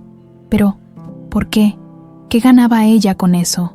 La respuesta llegó cuando el abogado revisó los documentos de la Fundación Isabel Beltrán. Si Arturo hubiera muerto sin herederos directos, el control de la fundación y de la fortuna que manejaba pasaría al Consejo Administrativo, un consejo que Adriana controlaba completamente. Ella necesitaba que no hubiera herederos, explicó el abogado. Con Isabel muerta, y la bebé muerta también, Adriana se aseguraba de que, eventualmente, todo quedara bajo su control. Solo tenía que esperar. Pero yo seguía vivo, dijo Arturo. Exacto. Y probablemente planeaba mantenerlo así, manejable, dependiente de ella, hasta que ya no fuera necesario. La verdad era aún peor de lo que Arturo había imaginado. Con toda esta información, Arturo fue directamente a la policía, esta vez no con sospechas, sino con evidencias. 2 días después, Adriana Solórzano fue arrestada en su oficina. Los cargos fueron devastadores: secuestro, falsificación de documentos, fraude, conspiración, cohecho. La lista seguía y seguía. Cuando revisaron su celular, encontraron mensajes que lo confirmaban todo. Órdenes de vigilar a Elena, instrucciones de hacerla desaparecer si era necesario, comunicaciones con el hombre de la gorra que la había seguido durante semanas. Adriana intentó negociar, ofreció devolver el dinero, ofreció información sobre otros involucrados, pero era demasiado tarde para todo. En su última conversación con Arturo, antes de que la trasladaran a prisión, Adriana le dijo con una frialdad que le heló la sangre: Hice lo que tenía que hacer. Tú estabas destruido. La fundación necesitaba liderazgo. Y esa niña era un problema. Isabel me lo dijo. Me dijo que había complicaciones en el embarazo, que la bebé podía tener problemas. Te hice un favor. ¿Un favor? La voz de Arturo era puro hielo. ¿Me robaste a mi hija y lo llamas un favor? Te di 9 años de paz. 9 años sin preocuparte por una niña enferma. 9 años de... Arturo se levantó y se fue sin dejarla terminar. No quería escuchar más. No quería respirar el mismo aire que esa mujer. Afuera de la estación de policía, Elena lo esperaba junto a Luna y doña Carmela. ¿Es verdad?, preguntó Elena con lágrimas en los ojos. ¿Todo esto es verdad? Arturo asintió, incapaz de hablar. Elena se acercó y lo abrazó, y por primera vez en 9 años, Arturo se permitió creer que tal vez, solo tal vez, no todo estaba perdido. La noticia del arresto de Adriana Solórzano explotó en los medios como una bomba. Administradora de prestigiosa fundación, acusada de secuestro y fraude, decían los titulares. Las redes sociales ardían con teorías y especulaciones. Periodistas acampaban frente al edificio de la Fundación Isabel Beltrán, esperando declaraciones. Cámaras perseguían a Arturo cada vez que salía de su casa, pero él no les daba nada. Todavía no. Primero necesitaba la prueba definitiva, el examen de ADN. Elena nunca había estado tan nerviosa en su vida, sentada en la clínica de genética, viendo cómo una enfermera le sacaba sangre del brazo. Sentía que el mundo entero estaba conteniendo la respiración junto con ella. Arturo estaba en la sala de al lado, pasando por el mismo procedimiento. Después, se encontraron en la sala de espera. ¿Cuánto tiempo tardan los resultados?, preguntó Elena retorciendo las manos en su regazo. 72 horas, respondió Arturo, pero pagué para que lo hicieran en 48. El silencio entre ellos era incómodo. Había tantas cosas que decir, pero ninguno sabía por dónde empezar. Finalmente, Elena habló. ¿Y si sale negativo? ¿Y si todo esto fue una coincidencia enorme? ¿Y yo no soy su hija? Arturo la miró con esos ojos grises que Elena empezaba a reconocer como propios. Entonces buscaremos otras respuestas. Pero Elena hizo una pausa. Yo ya sé la verdad. La siento aquí. Se tocó el pecho. El ADN solo va a confirmar lo que mi corazón ya sabe. Elena sintió lágrimas quemándole los ojos. Tengo miedo. Yo también. Y por primera vez, se tomaron de las manos. No como extraños, no como conocidos, sino como padre e hija que habían perdido 23 años y estaban tratando de encontrar el camino de vuelta. Esas 48 horas fueron las más largas de sus vidas. Arturo apenas pudo trabajar. Se la pasó en su casa, mirando viejas fotografías de Isabel, leyendo sus cartas, tratando de encontrar alguna pista que se le hubiera escapado. En una de las cartas, fechada 2 meses antes del parto, Isabel escribía: Arturo, mi amor, tengo miedo. Los doctores dicen que todo está bien, pero yo siento que algo no está bien. He estado teniendo pesadillas. Sueño que nos quitan a la bebé, que alguien la toma y desaparece con ella. Sé que suena ridículo, pero este miedo es tan real que a veces me despierto llorando. Prométeme que si algo me pasa, cuidarás a nuestra hija. Prométeme que no dejarás que nadie la lastime. Arturo cerró los ojos, sintiendo el peso de esa promesa rota. No había cuidado a su hija. No la había protegido. Había dejado que se la llevaran sin siquiera pelear. Pero ahora sí iba a pelear. Ahora sí iba a cumplir. Elena, por su parte, pasó esos días en el cuartito de azotea que ya no se sentía como hogar. Todo lo que creía saber sobre sí misma estaba en duda. ¿Quién era Elena Duarte? ¿Había existido alguna vez? ¿O siempre había sido Sofía Isabel Beltrán? Solo que nadie se lo dijo. Luna la visitó el segundo día, acompañada por su mamá. La niña traía un nuevo dibujo. Mostraba a Elena con 2 sombras. Una sombra era pequeña y borrosa, representando a Elena Duarte. La otra era más grande, más clara, y tenía una corona dibujada encima. ¿Ves?, dijo Luna con esa vocecita que todavía sonaba frágil de tan poco uso. Siempre fuiste princesa, solo no lo sabías. Elena se echó a reír y a llorar al mismo tiempo, abrazando a la niña. Gracias, Lunita, por todo, por verme cuando nadie más me veía. Cuando finalmente llegó el día de los resultados, Elena y Arturo fueron juntos a la clínica. El doctor los recibió en su oficina, con un sobremanila sobre el escritorio. «Antes de abrir esto», dijo el doctor, «quiero que sepan que los resultados son concluyentes. No hay margen de error con la tecnología que usamos.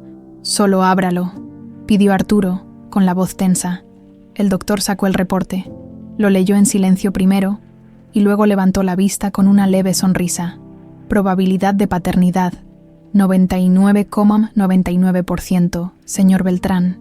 Esta joven es su hija biológica. Sin duda alguna». Elena sintió que las piernas le fallaban. Arturo la sostuvo antes de que cayera, y entonces ambos se abrazaron, llorando como no habían llorado en años. «Eres mi hija», susurraba Arturo una y otra vez. «Eres mi hija, eres mi Sofía, soy tu hija», repetía Elena, aferrándose a él como si fuera lo único sólido en un mundo que se había vuelto líquido. «Soy tu hija». El doctor los dejó solos unos minutos, permitiéndoles procesar la confirmación de lo que ambos ya sabían, pero necesitaban escuchar. Cuando se calmaron un poco, Arturo tomó el rostro de Elena entre sus manos. «Perdóname, por no buscarte, por no saber, por dejarte crecer sin saber quién eras. No es tu culpa», dijo Elena limpiándose las lágrimas. «Te mintieron, nos mintieron a todos, pero ahora sí te encontré, y juro que nunca más voy a dejarte ir». Con el resultado del ADN en mano, Arturo convocó a una conferencia de prensa. El salón estaba lleno de periodistas, cámaras, micrófonos. Elena estaba sentada junto a él, vestida con ropa nueva que Arturo le había comprado, pero que todavía la hacía sentir incómoda. Luna y doña Carmela estaban en primera fila, dándole ánimos silenciosos. Arturo tomó el micrófono. Su voz sonaba firme, pero Elena podía ver cómo le temblaban las manos. «Hace 9 años, perdí a mi esposa Isabel en el parto de nuestra hija. Me dijeron que la bebé también había muerto. Firmé papeles. Lloré en un funeral. Construí una tumba. Viví 9 años con ese dolor». Hizo una pausa. «Pero todo fue una mentira. Mi hija no murió. Fue secuestrada por alguien en quien confiaba. Y esa persona la hizo desaparecer, creyendo que así podría controlar mi fortuna y mi fundación». El murmullo entre los periodistas creció. Las cámaras se enfocaron más. «Hoy puedo confirmar con pruebas de ADN que Elena Duarte es en realidad Sofía Isabel Beltrán, mi hija, viva, y finalmente en casa». La sala explotó en preguntas. Arturo levantó la mano pidiendo silencio. Adriana Solórzano, quien fuera la administradora de la Fundación Isabel Beltrán, ha sido arrestada y enfrenta múltiples cargos criminales. También están siendo investigados el director del Hospital San Rafael y varios empleados que participaron en el encubrimiento. Esta no es solo una historia personal, es un llamado a revisar cómo funcionan nuestras instituciones, cómo protegemos a los más vulnerables y cómo el poder y el dinero pueden corromper hasta lo más sagrado. Elena, reuniendo todo su valor, se acercó al micrófono. «Durante 23 años fui Elena Duarte, una florista sin familia, sin pasado, sin nombre real». Su voz temblaba, pero no se detuvo. «Hoy sé que soy Sofía Isabel Beltrán, hija de Isabel y Arturo, y aunque el pasado no se puede cambiar, el futuro sí. Voy a usar esta segunda oportunidad para honrar a la madre que nunca conocí, y para construir algo bueno de todo este dolor». Las preguntas llovieron. Los flashes cegaban. Pero Elena no se movió. Se quedó ahí, de pie junto a su padre, enfrentando al mundo que durante tanto tiempo la había ignorado.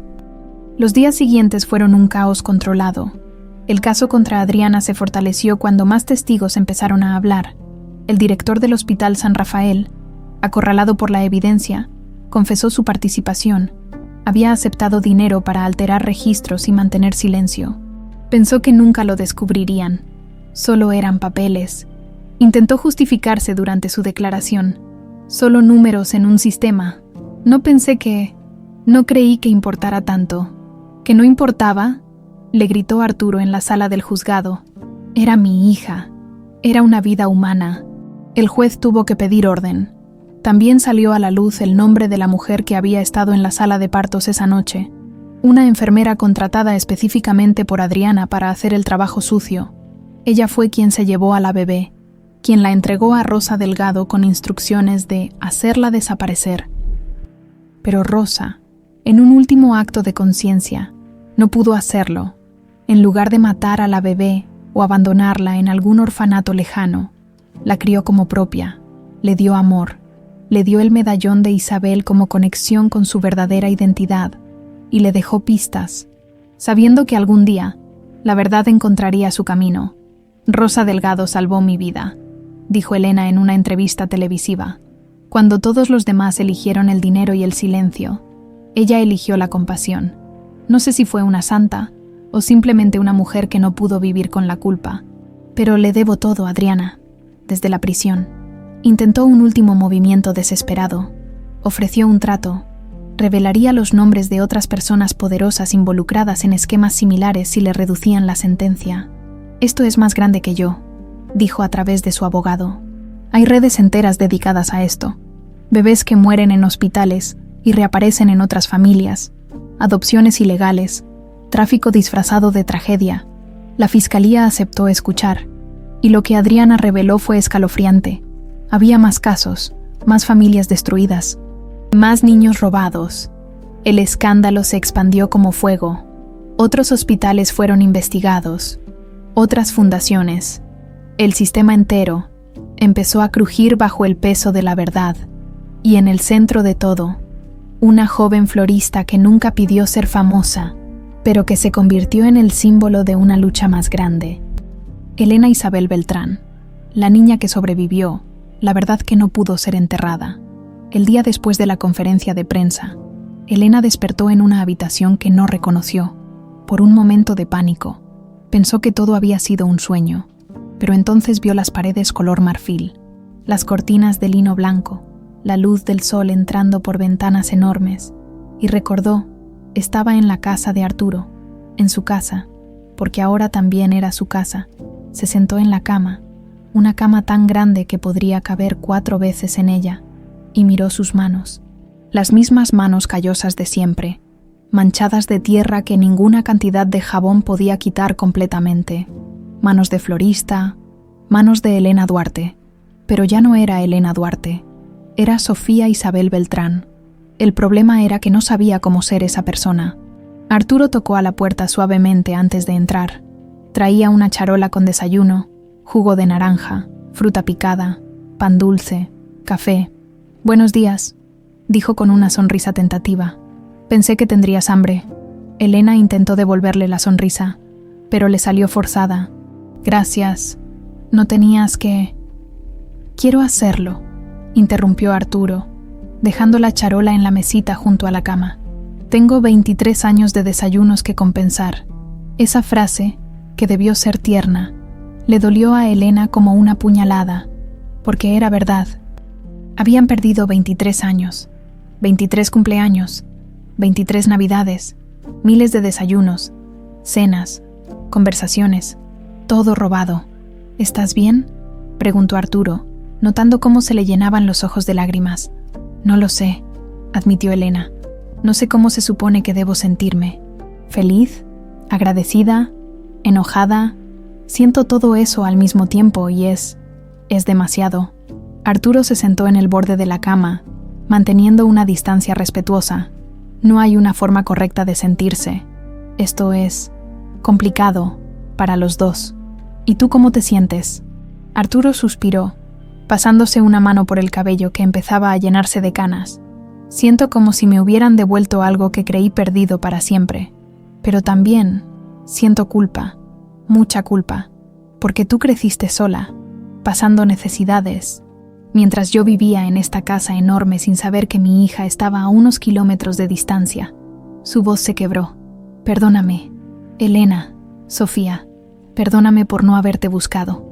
Elena extendió la mano y tomó la de su padre. Era extraño ese contacto, pero también extrañamente correcto. «No tienes que disculparte. Tú también fuiste una víctima, pero tú perdiste más, y ahora estamos recuperándolo, poco a poco». Arturo asintió, apretándole la mano con cuidado, como si temiera que se fuera a romper. «Poco a poco», repitió, «a tu ritmo, sin presiones». Los siguientes días fueron un proceso de ajuste para ambos. Arturo le mostró la casa completa, las 3 plantas, el jardín trasero con la alberca que nunca usaba, el estudio lleno de libros, la habitación que había sido de Isabel y que él nunca había podido vaciar. «Puedes quedarte con lo que quieras de aquí», dijo Arturo, abriendo el armario donde todavía colgaba la ropa de Isabel. Era más o menos de tu talla. Elena pasó los dedos por los vestidos, las blusas, los suéteres. Todo olía vagamente a lavanda y a tiempo detenido. «Me da miedo tocar sus cosas», admitió. «A mí también. Por eso nunca pude sacar nada. Pero creo que a Isabel le gustaría que tú las usaras, que le dieras vida nueva a todo esto». Elena sacó una chamarra de mezclilla bordada con flores. Era hermosa y se veía casi nueva. «¿Puedo llevarme esto?» «Llévate todo lo que quieras. Todo es tuyo ahora». Pero Elena solo tomó la chamarra. No estaba lista para más. También le mostraron fotografías, cientos de ellas. Isabel de niña, de adolescente, el día de su boda con Arturo. Isabel embarazada, tocándose la panza con ternura, sonriendo a la cámara como si guardara el secreto más maravilloso del mundo. «Te pareces mucho a ella», dijo Arturo, «sobre todo cuando sonríes. Tienes exactamente la misma sonrisa». Elena se miró en un espejo cercano, intentando ver lo que Arturo veía, y por primera vez en su vida, vio de dónde venía, vio sus raíces, vio su historia escrita en su propio rostro. Pero no todo fue fácil. Una noche, durante la cena, Arturo mencionó casualmente: «Mañana tenemos cita con el notario, para actualizar los documentos legales, cambiar tu nombre en el registro civil, todo eso». Elena dejó caer el tenedor. «¿Cambiar mi nombre? Bueno, sí. Elena Duarte no es tu nombre real. Necesitamos...». «Es el nombre con el que viví toda mi vida», interrumpió Elena, y su voz sonó más alta de lo que pretendía. «Es el nombre que doña Rosa me dio, el nombre con el que trabajé, con el que hice amigos, con el que... Lo sé, pero legalmente puedo llamarme como yo quiera», cortó Elena, levantándose de la mesa. «Y no estoy lista para dejar de ser Elena. No todavía». Arturo la miró con sorpresa y algo de dolor. «No era mi intención. Lo sé, y lo siento. Es solo que...». Elena respiró profundo, intentando calmarse. «Todo está cambiando tan rápido. La casa, la ropa, las comidas, la gente que me mira diferente en la calle. Me están quitando todo lo que era y reemplazándolo con algo que se supone que debí ser. Y necesito tiempo. Necesito poder conservar algo de Elena, aunque sea solo el nombre, por ahora». Arturo se levantó y caminó hacia ella, pero se detuvo antes de tocarla, respetando su espacio. «Tienes razón. Perdóname. Vamos demasiado rápido. No es tu culpa. Es que tú perdiste una bebé y la recuperaste como adulta. Yo perdí toda mi identidad y la estoy reconstruyendo desde cero. No es lo mismo. Lo sé. Y vamos a ir a tu ritmo. Si quieres seguir siendo Elena, seguirás siendo Elena. Si quieres ser Sofía, serás Sofía. Y si quieres ser las dos al mismo tiempo, encontraremos la forma». Elena sintió que las lágrimas le quemaban los ojos de nuevo. «¿Por qué eres tan bueno conmigo? Ni siquiera me conoces realmente». «Te conozco», dijo Arturo con suavidad. «Tal vez no conozco tu comida favorita, o qué música te gusta, o cómo te gusta tu café, pero conozco tu corazón. Veo cómo tratas a Luna, cómo respetabas las flores en el cementerio, cómo defendiste tu verdad incluso cuando nadie te creía. Conozco lo importante. El resto lo iremos aprendiendo juntos». Luna se convirtió en un puente fundamental entre los dos mundos de Elena. La niña iba a visitarla casi todos los días, siempre con su cuaderno lleno de dibujos nuevos. Ahora que había vuelto a hablar, no paraba de contar historias sobre todo lo que había observado en silencio durante 2 años. «¿Sabías que el señor del mausoleo grande le pone flores rojas a su esposa cada martes?», decía Luna mientras dibujaba. «Y que la señora de negro siempre llora exactamente 7 minutos y luego se va». «¿Cronometrabas?», preguntaba Elena, entre risa y asombro.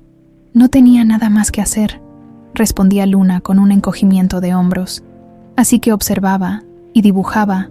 Un día, Luna llegó con un dibujo especial. Mostraba a Elena parada en medio de 2 caminos.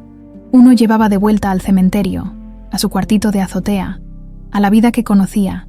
El otro llevaba hacia una casa grande, hacia Arturo, hacia lo desconocido. «¿Cuál camino tomo?», preguntó Elena. Luna señaló hacia el espacio entre los dos caminos, donde no había ningún sendero dibujado. «Haces tu propio camino», dijo la niña con esa sabiduría que a veces tienen los que han visto demasiado. «No tiene que ser uno o el otro. Puede ser los dos, o ninguno, o algo completamente nuevo». Elena abrazó a Luna con fuerza. «¿Cuándo te volviste tan sabia?» «Siempre lo fui», respondió Luna muy seria. «Solo que nadie me escuchaba». Con el tiempo, Elena empezó a encontrar su lugar. Decidió que seguiría trabajando con flores, no en el cementerio. Ese capítulo estaba cerrado, sino en un invernadero nuevo que Arturo le ayudó a montar en el jardín de la casa. También se inscribió en clases de horticultura en la universidad. Quería aprender más. Quería hacer de su pasión algo profesional. «No quiero vivir de tu dinero sin hacer nada», le explicó a Arturo. «Necesito tener mi propio propósito». «Lo entiendo, pero el dinero también es tuyo ahora. Es tu herencia, tu derecho». «Lo sé, pero necesito ganármelo de alguna forma, aunque sea simbólicamente». Arturo respetó eso. Respetaba todo lo que Elena decidía, incluso cuando no lo entendía completamente. También hubo momentos de verdadera conexión. Una noche, mientras veían una película en la sala, Elena se quedó dormida con la cabeza apoyada en el hombro de Arturo. Él no se movió en toda la hora que duró su siesta, con el brazo entumido y el cuello adolorido, porque no quería despertarla, porque ese simple gesto de confianza, Elena durmiéndose a su lado, le decía más que 1000 palabras. Estaban sanando, lentamente, a tropezones, con retrocesos y avances, pero estaban sanando. 3 meses después de la revelación, Elena finalmente aceptó hacer el cambio oficial de nombre, pero no se llamaría solo Sofía Isabel Beltrán. Se llamaría Elena Sofía Isabel Beltrán, porque Elena también soy yo, explicó, y no quiero perder esa parte de mí. Fue Elena quien sobrevivió. Fue Elena quien tuvo el valor de buscar la verdad, y honraré eso manteniéndola viva en mi nombre. Arturo firmó los papeles con lágrimas en los ojos.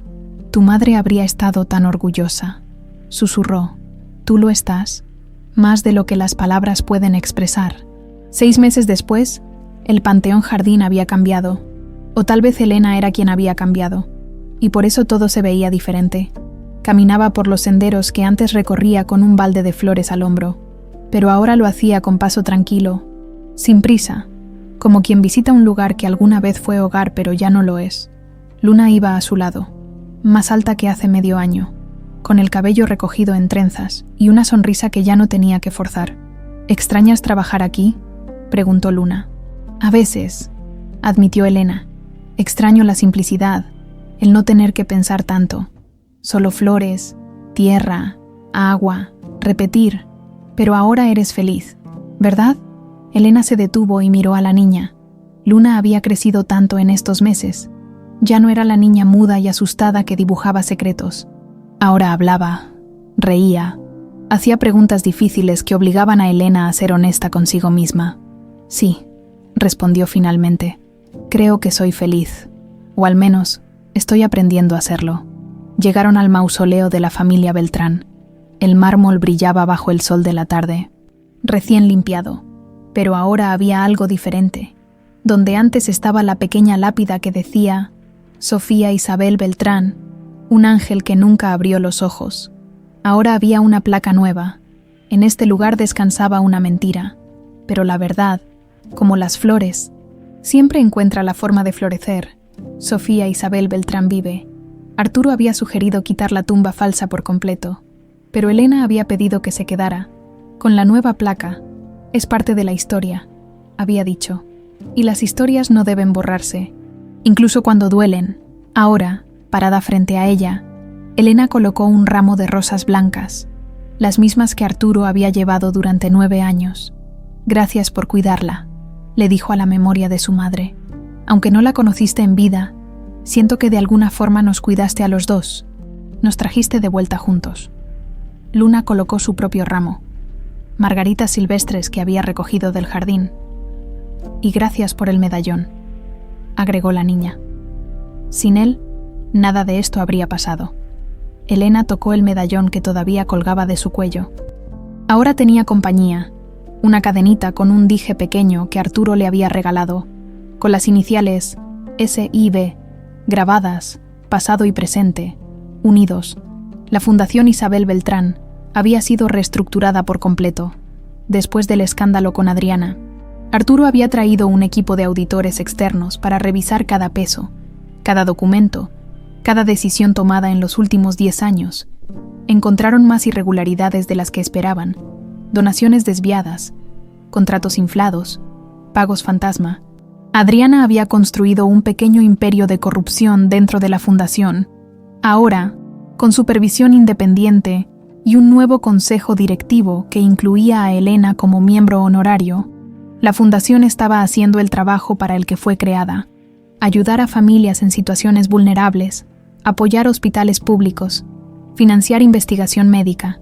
Elena había propuesto un proyecto especial, un programa de búsqueda para familias que sospechaban que sus hijos no habían muerto, sino que habían sido robados. Inspirada en su propia historia, quería ayudar a otros a encontrar sus verdades. Se llamará Proyecto Rosa, anunció en la junta directiva. En honor a la mujer que me salvó la vida. La moción fue aprobada por unanimidad. En los primeros 3 meses, el Proyecto Rosa recibió más de 200 solicitudes. Algunas eran casos cerrados sin nada que investigar, otras eran falsas esperanzas de gente desesperada. Pero 5 casos mostraban señales reales de irregularidades similares al caso de Elena. Vamos a ayudarlos, prometió Elena. Aunque tome años, aunque sea difícil, nadie más debería vivir con mentiras en lugar de verdades. Luna había empezado terapia, con el apoyo de Arturo, quien pagaba las sesiones. La niña estaba trabajando en el trauma que la había silenciado durante 2 años. En una de las sesiones, cuando la psicóloga le preguntó por qué había elegido volver a hablar exactamente ese día en el velorio, Luna había respondido: porque las mentiras eran más ruidosas que mi silencio, y alguien tenía que callarlas. La doctora había anotado eso en su libreta con una sonrisa. Esta niña va a hacer grandes cosas, le había dicho a doña Carmela después. Ahora Luna iba a una escuela mejor, tenía amigos, seguía dibujando, pero ya no solo secretos. Dibujaba futuros, paisajes imaginarios, historias que todavía no existían pero que podrían existir algún día. Y siempre, incluía a Elena en sus dibujos, su heroína personal. Adriana Solórzano fue sentenciada a 25 años de prisión. Los cargos fueron devastadores: secuestro agravado, falsificación de documentos oficiales, fraude, cohecho, asociación delictuosa. El juez no tuvo piedad. Usted no solo robó una vida, dijo durante la lectura de sentencia. Robó tiempo, robó infancia, robó el derecho de una niña a conocer a su padre y el derecho de un padre a criar a su hija. No hay cantidad de dinero que compense eso. No hay disculpa que lo borre. Adriana escuchó la sentencia sin expresión. Ni siquiera volteó a ver a Arturo y Elena, quienes estaban sentados en la sala del juzgado. Cuando la sacaron esposada, solo dijo una cosa: hice lo que tenía que hacer. Elena sintió lástima por ella. No perdón, pero sí lástima, porque Adriana había vendido su alma por poder y dinero, y al final se quedó sin ninguno de los dos. El director del Hospital San Rafael también fue sentenciado, junto con 3 empleados cómplices. Las licencias del hospital fueron suspendidas temporalmente mientras se implementaban nuevas regulaciones sobre registros de nacimiento y defunción. Otros casos similares comenzaron a salir a la luz. El escándalo se extendió a otras ciudades, otros hospitales.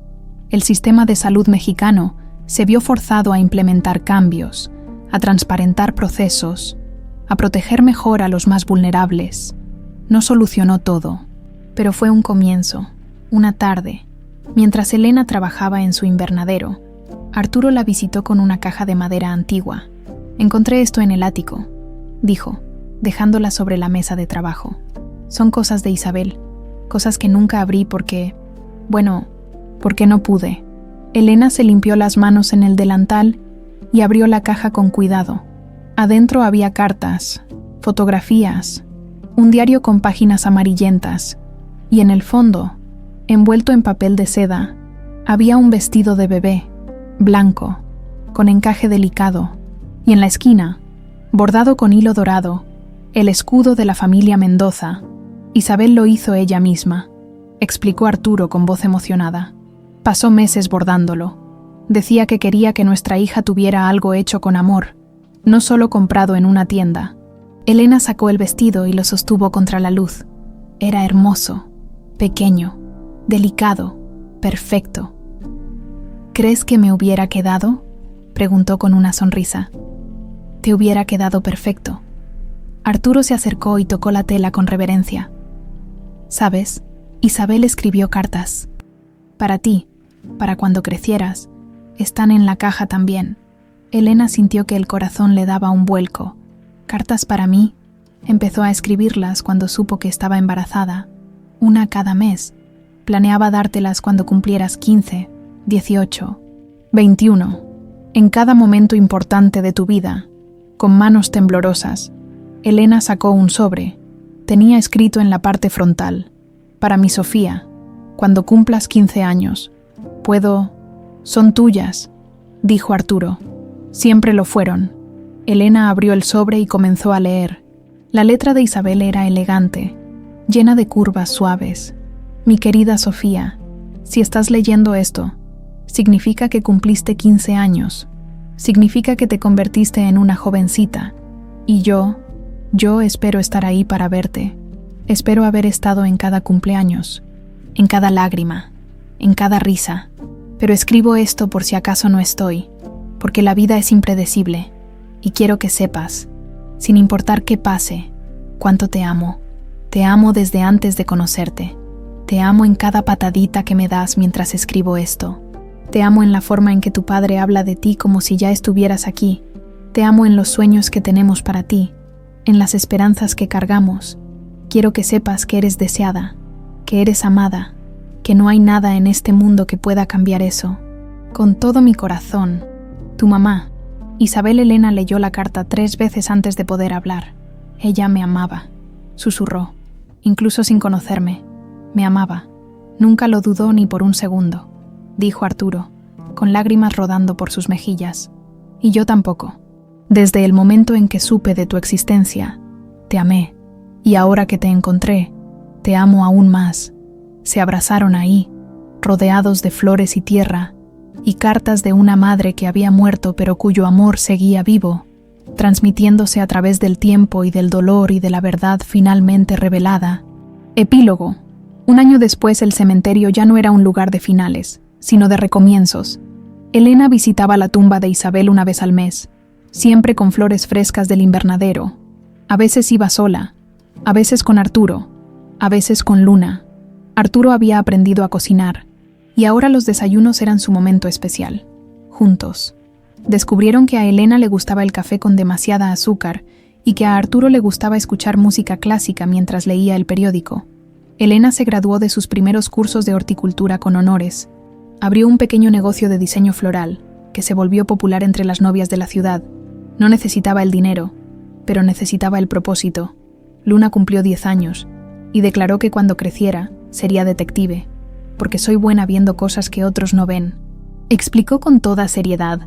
El medallón ahora descansaba en una vitrina especial en el mausoleo renovado. Ya no era un peso que cargar, sino una promesa cumplida. La promesa de que la verdad, sin importar cuánto tiempo tome, siempre encuentra la luz. Y en las noches, cuando Elena miraba las estrellas desde el jardín de la casa que ahora era su hogar, sentía la presencia de Isabel, no como un fantasma triste, sino como un abrazo cálido, como un puente entre lo que fue y lo que podía ser. La vida no le devolvió los 23 años perdidos, pero le dio algo mejor, un futuro, donde el amor era más fuerte que las mentiras, donde las familias rotas podían sanar, y donde una florista sin nombre se convirtió en la heredera de su propia historia. Elena Sofía Isabel Beltrán había encontrado su lugar en el mundo, y por fin, después de tanto buscar, estaba en casa.